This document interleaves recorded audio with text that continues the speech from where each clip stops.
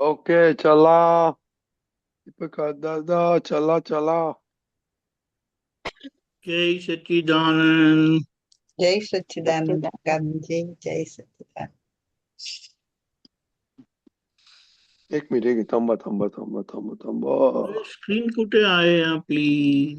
दादा क्या करता तुम्ही? आमची उमर झाली. जी I was going to same thing.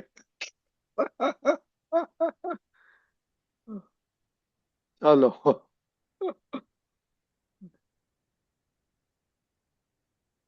जय सच्चिदानंद। 27 ऑगस्ट, 27 ऑगस्ट। वर्णवाद अपराध અવિનય ન હો. નિમિત્તની નિંદા કરવાની જરૂર નથી, નિમિત્તથી છેટા રહેવાની જરૂર છે. આ જગત નિમિત્ત નૈમિતિક છે એવું વિતરાગોએ કીધું, અને દાદાએ જે સ્પષ્ટતાથી કીધું અને સમજણ આપી એના પરથી આપણને ખબર પડે છે કે આપણી અંદર પૂર્વ કર્મના નૈમિતિક કારણો જે અંદર છે, જેના કારણે વ્યવસ્થિત શક્તિ બહાર નિમિત્ત ભેગા કરે છે. અને વ્યવસ્થિતનું કામ એટલું છે, અને પરિણામે જે નિમિત્ત અને નૈમિતિક કારણો વચ્ચે જે આપલે થાય છે તે પૂતગલ અને પૂતગલ બાજી જ છે. પૂતગલનો હિસાબ પૂતગલમાં પૂરો થાય છે. એમાં ભગવાન કશું કરતા નથી, પણ ભગવાનની હાજરીમાં, શુદ્ધાત્માની હાજરીમાં આ ટ્રાન્ઝેક્શન થાય છે.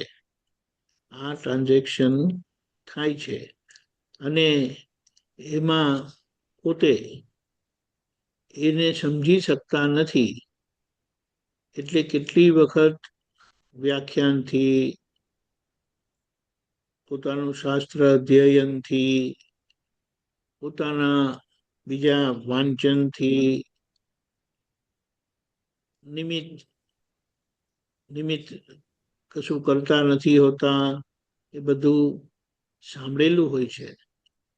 પણ સાચી સમજણ તો વિરલ જ્ઞાની મળે, અનુભવી જ્ઞાની મળે ત્યારે જ આપણી પરફેક્ટ સાચી સમજણ થાય અને નિમિત્તને ઓળખી શકે.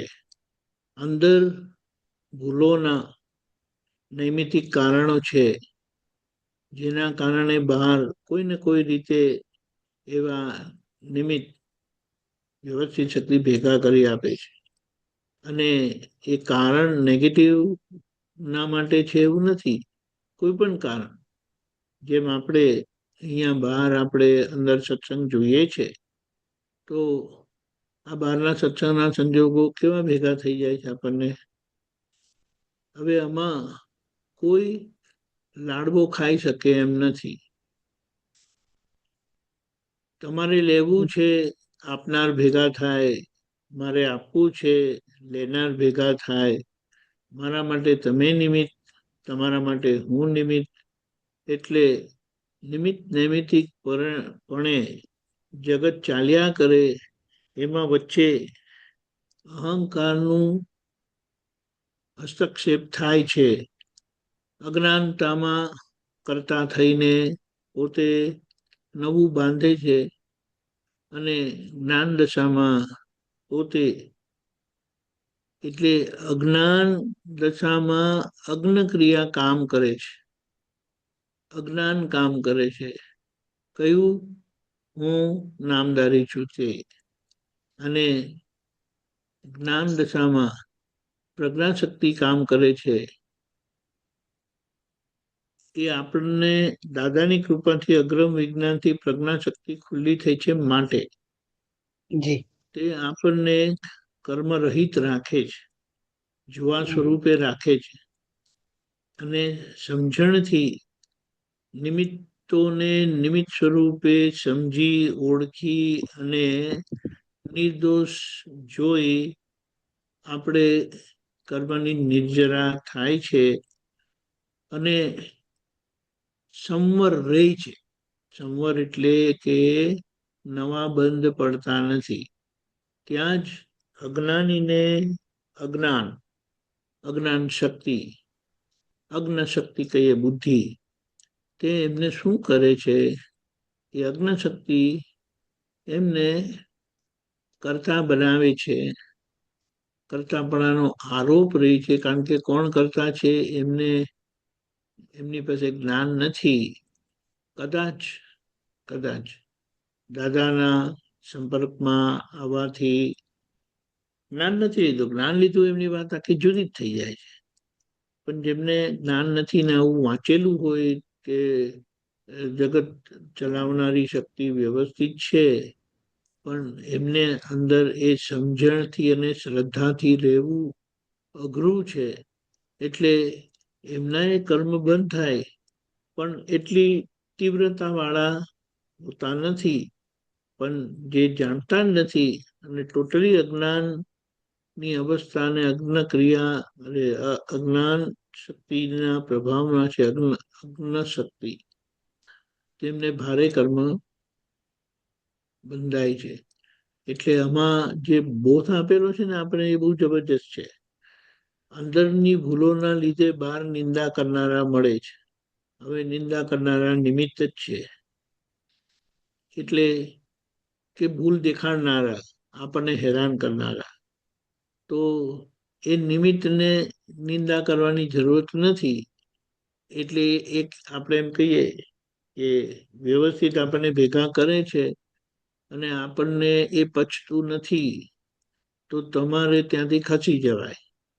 એટલે ભલે એ અહંકારે કરીને ખસી જાય છે કે સમજણે કરીને ખસી જાય છે, આખરે તો એ નિમિત્તનો સંભાવે નિકાલ કર્યા વગર છૂટકો નથી. અને સ્વીકારવાની જરૂરત છે કે એ તમારા માટે નિમિત્ત છે. કયા માટે તમને કર્મમાંથી છોડાવે છે તે. આ બે વસ્તુ સમજવાની અહીંયા જરૂરત પડે છે. નિમિત્તની નિંદા એટલે જે આપણને દુઃખરૂપ થાય છે એમની આપણે નિંદા કરીએ છીએ. કે જે નબળાઈ વાળા છે, ભૂલો વાળા છે, એમની નિંદા કરીએ છીએ. અને સામાન્ય રીતે આપણને આવી રીતે ભેગા થતા હોય અને જેમના થકી આપણને આવું અડચણ, દુઃખ, તકલીફ પડતી હોય, તો આપણે રસ્તો કયો ખોળવાનો? જો જ્ઞાન છે તો એને નિમિત્ત જોઈને એમને કશું કહેવાની જરૂરત રહેતી નથી. એના માટે આડું અવડું બોલવાની જરૂરત નથી. નહીં, પણ દીપકજી આડું અવળું બોલવા નહીં, પણ દાદાજી કે છે છેટા રહેવાનું. એટલે છેટા રહેવાની છેટા રહેવાનું એટલે કીધું ને કે તમને એને નિર્દોષ જોઈ નથી શકતા, હેન્ડલ કરી શકતા નથી, સંભાવે નિકાલ કરી શકતા નથી, સ્વીકાર કરી શકતા નથી. તો આ ઉપર આપણે કઈ ભેગા થયા અને પછી મજા નથી આવતી, તો ધીમે રહીને નીચે જતા રહેવા, કે ધીમે રહીને એમના નજીકથી ખસી જવાનું. એ બુદ્ધિએ કરીને થઈ શકે છે. જ્ઞાને કરીને, જ્ઞાન આપણને ક્યારે પણ દૂર જવા દેતું નથી, દૂર જવા કહેતું નથી. જ્ઞાન હંમેશા એમ જ કે ફાઇલનો સંભાવે નિકાલ કરો. પણ જ્યાં સુધી એવી શ્રદ્ધા, એવી સમજણ, એવી સૂઝ પડતી નથી ને, તો ત્યાં સુધી આ રસ્તો ખોળજો કે ત્યાંથી ખસી જજો. પણ દીપકજી, કોઈ આપણે માણસ હોય, ઓકે, એની આપણે પ્રકૃતિ ઓળખતા હોય, એટલે એમ થાય કે ચાલો એનાથી છેટા રહેવું છે. એના જ એનો એમ સામે આવે તો જુદી વાત છે, પણ આમ ભાવ થાય કે ભાઈ એનાથી છેટા રહેવાનું છે. થાય ને, ચાલે. ઓકે. એટલે કે જ્યાં સુધી સંભાવે નિકાલ કરવાની શક્તિ, સમજણ, સૂઝ પડી નથી, તો કે હવે માથાકૂટ કરવી એના કરતા આપણે દૂર રહેવું. પેલું કે ને, જોવું નહીં ને દાજવું નહીં, એના જેવું કે ને, એવી રીતે. એટલે આ વચ્ચેનો રસ્તો છે. હવે તમને જો વ્યવસ્થિત યારી આપે કુદરત યારી આપે તો તમે ખસી શકશો, પણ તમે ખસી ગયા અને પાછા એ સામા આવીને ઉભા રહ્યા એવું તો ના તો જાય. પાછા ખસવાનું. ના તો તો પછી સંભાવ નિકાલ પાછા કરવો પડે. ખસવાનું. ના, સંભાવ નિકાલ કરવો પડે. સંભાવ્ય નિકાલ તો થતો નથી હમણાં. હવે જો સંભાવ્ય નિકાલ કરનારને છેટા જવા રહેવાની જરૂરત નથી ને. સંભાવ્ય નિકાલ કરનાર તો સામે જાય.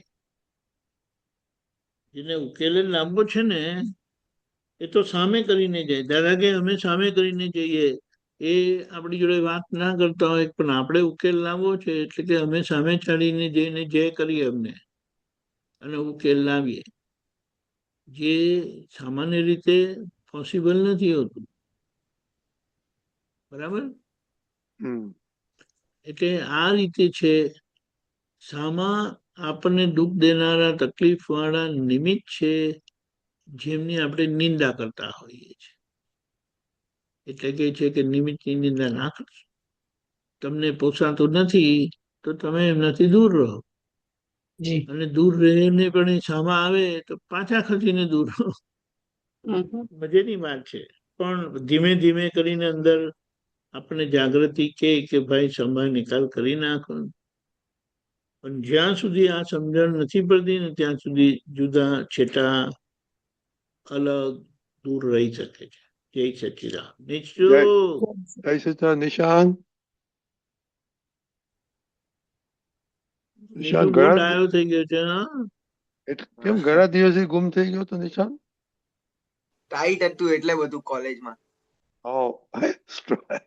તો ફુરસત મળે. હે તો તારે એક્ઝામ. હતું કાઢીને કહેવાનું કે ભાઈ મને આવું છે. ઓકે, ચાલો. જય સચિદાનંદ. We can start. જય સચિદાન. જય સચિદાન.